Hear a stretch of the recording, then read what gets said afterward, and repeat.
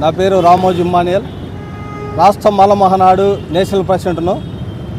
అయితే ఈరోజు ఈ కార్యక్రమం ముఖ్య ఉద్దేశం ఏంటంటే, తెలుగుదేశం పార్టీ మహానాడు అని ఒక ప్రోగ్రాం ఏర్పాటు చేసుకొని ప్రభుత్వ నిబంధనలకు విరుద్ధంగా ఈరోజు ఇక్కడ ఒక కార్యక్రమం తలపెట్టినారు.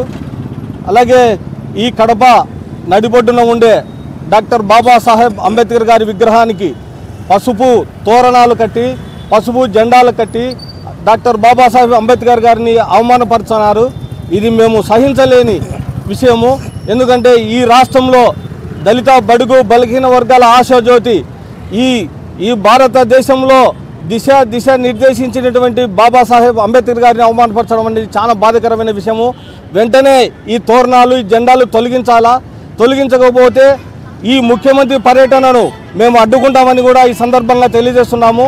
అలాగే ఏదైతే ఇక్కడ తోరణాలు కట్టినారో దీనికి సహకరించిన లోకల్ ఎంఆర్ఓ మీద, అలాగే కమిషనర్ మీద, కలెక్టర్ మీద SC/ST అట్రాసిటీ కేసు సెక్షన్ 4 నమోదు చేయాలని ఈరోజు రాష్ట్ర మాల మహానాడు తరఫున డిమాండ్ చేస్తున్నాము. ఇది తొలగించకపోతే మళ్ళీ చెప్తున్నాము, సీఎం పర్యటనను ఖచ్చితంగా అడ్డుకుంటాము. ఈ యొక్క మహానాడు తీవ్రంగా మేము వ్యతిరేకిస్తాము. ఈ రాష్ట్ర ప్రజలకు మహానాడు నుండి మంచి మెసేజ్ పంపాలని, కానీ ఈ భారత రాజ్యాంగానికి లోబడే మీరు ఈరోజు రాష్ట్ర పరిపాలన చేసుకుంటున్నారు. అలాంటిది ఒక భారత దేశానికి దిశ నిర్దేశించినటువంటి అంబేద్కర్ గారిని అవమానపరుస్తూ మీరు ఈరోజు ఈ కార్యక్రమం తలపెట్టినారు. ఇది చాలా అవమానకరము. ముందు సిగ్గుతో తలదించుకోవాల్సిన కలెక్టరు, MRO, కమిషనర్ గారు సిగ్గుతో తలదించుకోవాలా ఈ విషయాన్ని చూసి. ఇదే మా సోదరుడు అన్నట్టు ఎక్కడైనా కోర్టుకి న్యాయస్థానాలకు ఏమన్నా కట్టారా?